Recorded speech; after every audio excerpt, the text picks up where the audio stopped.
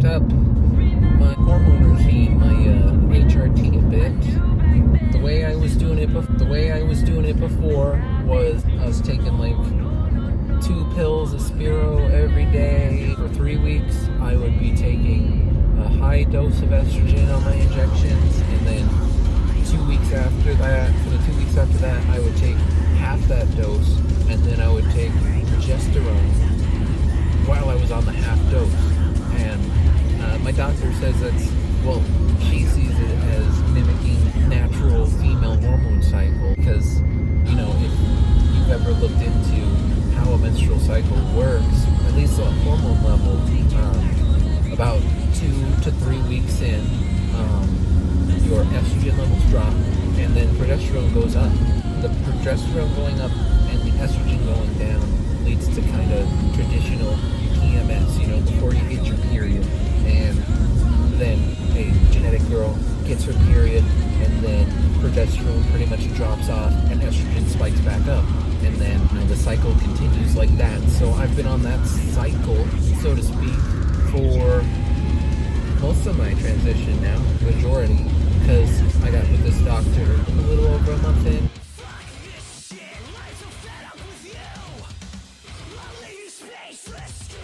So I started after Christmas, so now it's been over 4 months that I've been on that.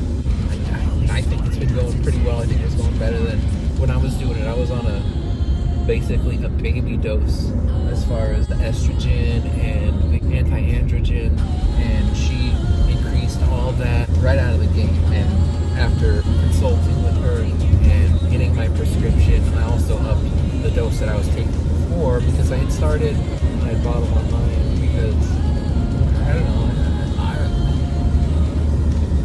I'm sure a lot of trans people can relate, but I was really scared that I wouldn't be able to get them, and it took a lot to actually call and get an appointment to get under actual doctor supervision and get on hormones. And so it took getting on it and deciding it was necessary for me to do that, and I'm really glad I did, because everything's been going great. I said that I had changed up my regimen, so I'll get into that. I decided to cut the Spiro I was taking in half, because while reading some threads on the Dr. Will Power subreddit, I discovered something called Spiro brain, and it's a whole bunch of stuff that people, just general people, including trans people, like symptoms that they have when they're on spironolactone. Brain fog, poor short-term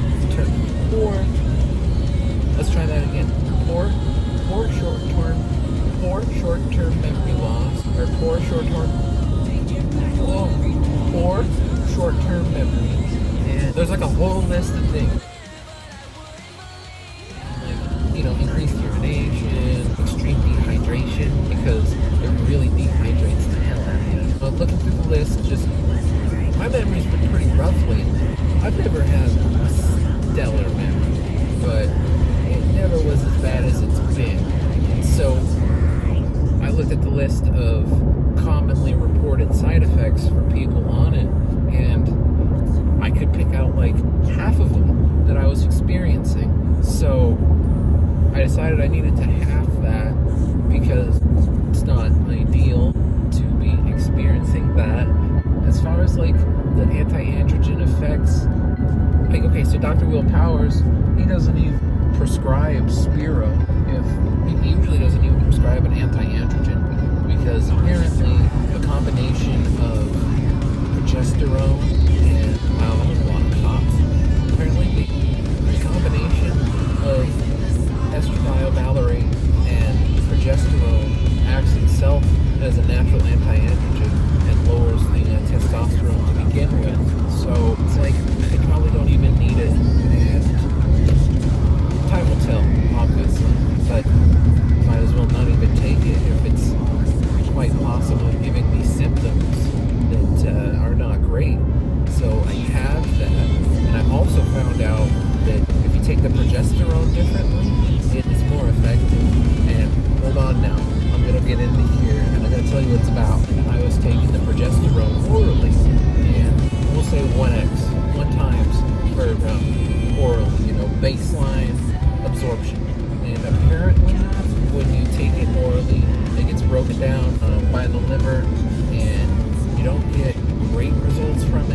lot of it's wasted, basically. So another thing you can do is take it sublingually. That's where you dissolve it under your tongue. But I guess it tastes like crap. And anyway, if you take it sublingually, you get 4 times the benefits. Four times the active hormone is absorbed that one or something like that. So you got the oral, and then you got the sublingual, which is 4 times. And if you really want to get the full effects, you take it rectally, and that bypasses your liver, and then you get 16 times the effectiveness, 16 times the detail of Fallout 4. And anyway, so I started doing that because I don't know, whatever, I inject my hormones. I have to take things to block my testosterone. I mean,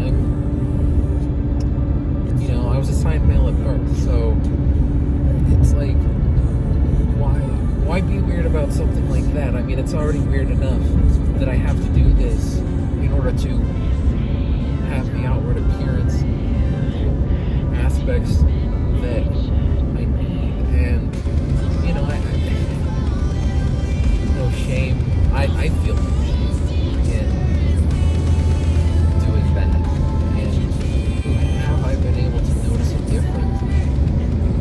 I definitely notice it more when I take it. The first hour or so after I take my progesterone, there's like a come on. Kind of like, if you ever got high, you have that period where like it ramps up. Progesterone has a come on sort of rush of feeling and sensation. It almost feels like you're emanating something sometimes. At least that's how it's felt to me before. I noticed that more intensely right when it comes on. I guess the first time, so let me back up. So the first time I started taking progesterone, I didn't start taking the progesterone until I got with my doctor. The first time I went on the progesterone, the emotional instability that is just part of progesterone acting on your brain and your body was a bit intense. Like, I remember being in tears over silly little stuff several times as I was getting used to the new cycle.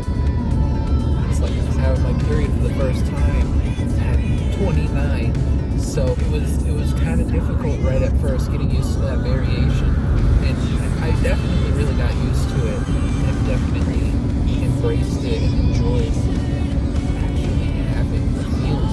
But I feel like since I've been getting 16 times the detail,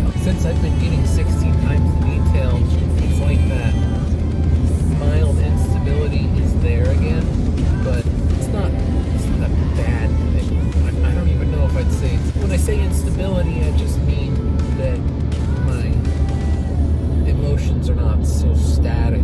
People say you get mood swings and stuff, and I guess it's kind of like that, but when I think of mood swings, I think of your mood rapidly changing without understandable reason. I feel like it's just more intense moods overall. Yeah, so higher highs, lower lows. But thankfully, I don't experience a lot of lows. I've been real fortunate with my transition so far. It's been going really well. I don't have any makeup on right now. I've kind of been being lazy. That month of quarantine really got me kind of lazy. Regardless, no makeup. The camera doesn't show the shadows so well, so I probably look a little bit better on camera than I do in person. But I mean, overall, I'm really happy with my progress. Things that I've always wanted have been happening. My libido didn't get lowered, it just changed. Like, instead of being random and uncontrollable, it's very not random and very controllable. And oh my god, it's so much better. It's so much fucking better to me. I'm sure dudes like it to a certain extent. They're out of control libido. I mean, it's a dude thing, you know, but I never really liked that, like, ever. There's so many things from my past that were red flags that I would get to this point, and it took me so long to figure it out. But regardless, I'm here now, and I'm having great effects, and I am just loving life. Loving almost every moment these days, and it's just great. My breast development's been pretty good on the HRT as well.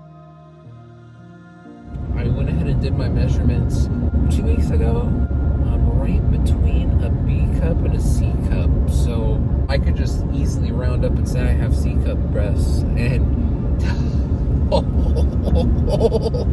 I mean, you know, when I was dreaming of getting to this point and being in full transition, you know, I was thinking I'd be happy with anything. A cups, great. B cups, you know, B cups seemed ideal to me. C cups would be perfect. This was, you know, before. I'm basically already there, and it's only 6 months in, and I don't know. They're probably gonna get bigger. I don't even know. I might end up with D's or double D's. I don't know. It's gonna be crazy. Sorry. It's exciting. I love it, and I don't know. Just so many things. So many things are so great. The best thing I did was calling a doctor.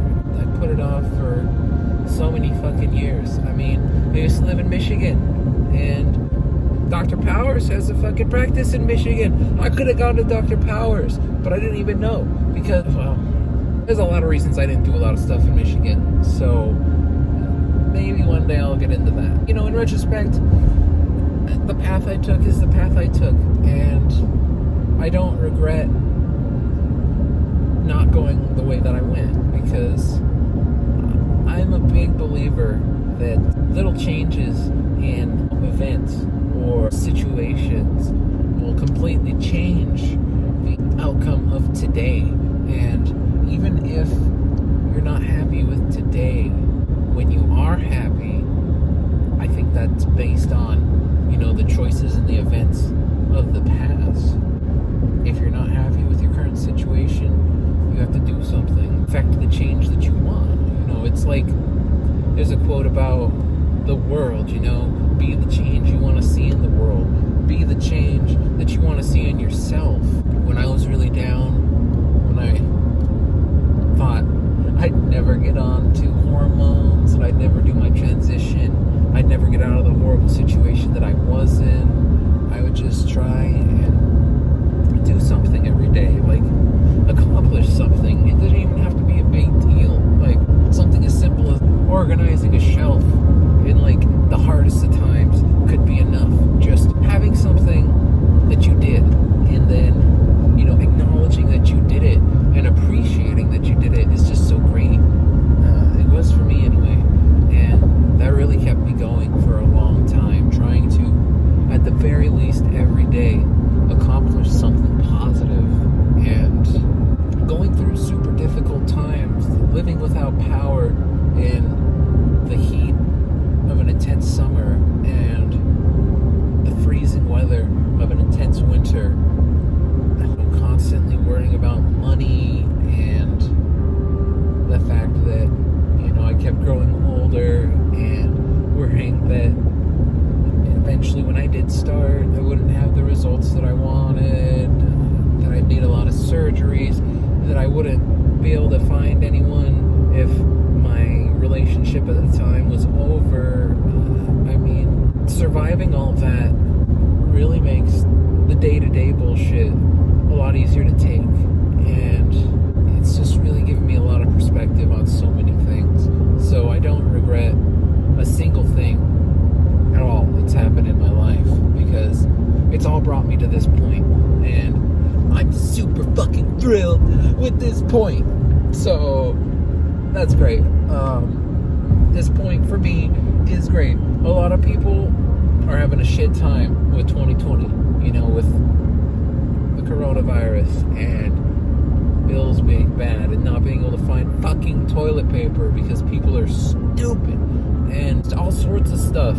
But for me, it's been great. I mean, 2020 has been easily the best year of my life, and it's got no signs of stopping. So regardless of what happens, it's life's what you make it, and I'm making mine pretty good. That's enough of that. I'm super happy with life right now, and I hope you are too. I hope you're happy with life, and if you're not, I hope you're getting through it. I know how it can be. You know, I have scars all up and down this forearm, and just lots of bad nights. So I know how it can be, and if you can, just please stick with it, because everyone says it gets better, and it might not. But if you're not there for it to get better, it never will get better.